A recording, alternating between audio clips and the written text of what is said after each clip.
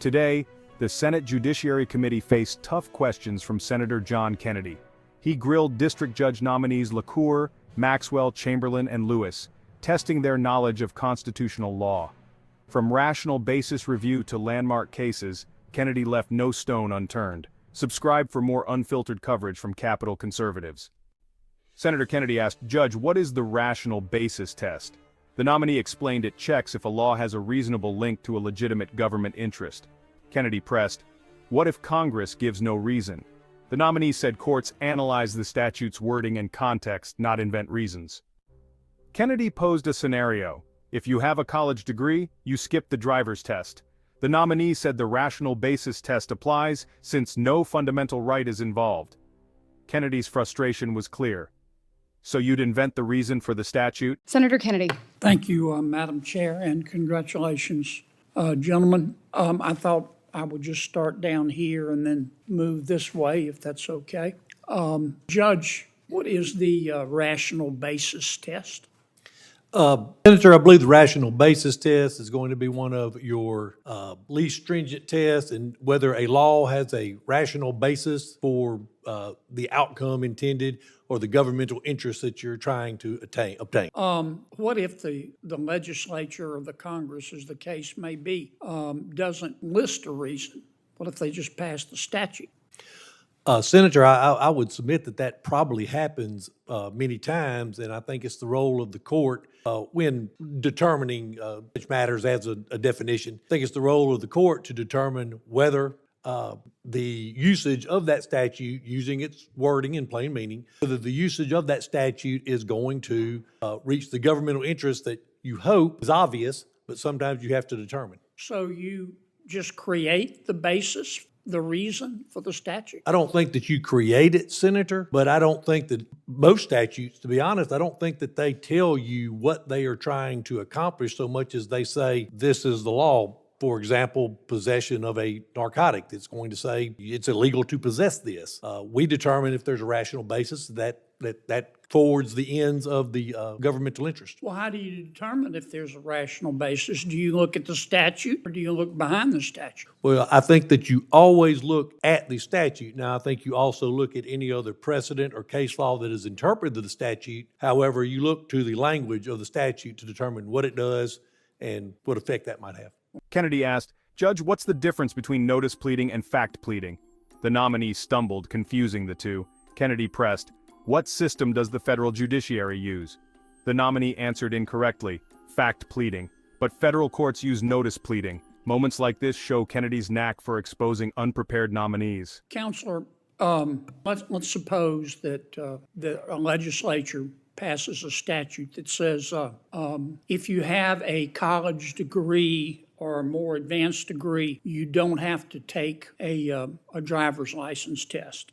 And let's suppose that assume for a second that the federal court has jurisdiction over a challenge to the constitutionality of that test, of that statute, rather. What test are you going to apply, Counselor? Senator, that would be a classification that doesn't turn on any sort of protected characteristic, and so it would be a rational basis test that would apply in that instance. You don't see any suspect classification? No, Senator. You don't see any fundamental right? No, Senator. What if the legislature didn't provide, so you would use the rational basis test? I would, Senator. And you would uphold that statute? I think there could be some rational basis that a court could conceive of to justify that statute, and rational basis is not.